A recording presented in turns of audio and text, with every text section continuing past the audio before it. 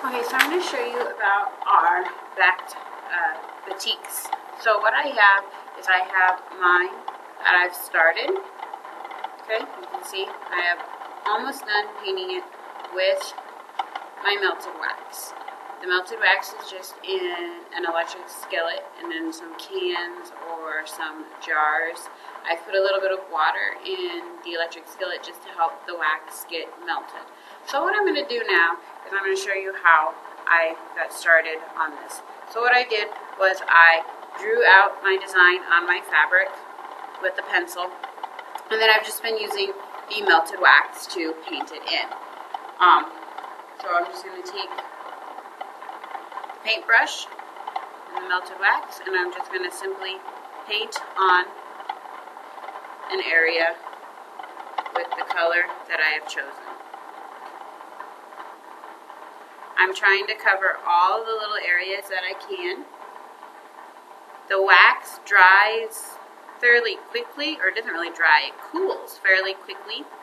So I have to not work incredibly fast, I just have to be patient so that way I can dip more wax, my brush to get more wax. It looks like my brush has plenty of paint on it, but because it is wax and it does cool, it cools off relatively quickly, so I can't get quite as many strokes in as I want to.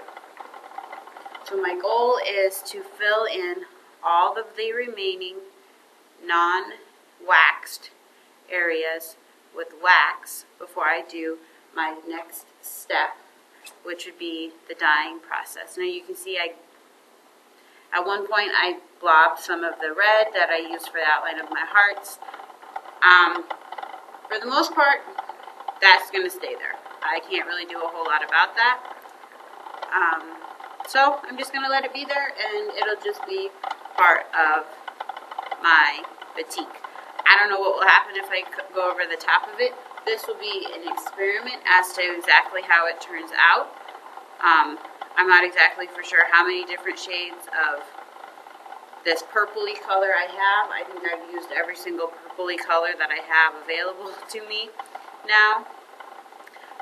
So this will really just be a surprise to me when I do the next step, which is to crumple my fabric once it's done and put it in some dye. So when I come back for our next demonstration of our batiks, I will show you how this looks when it's all done, and then I will also show you the dyeing process of the melted crayon batik.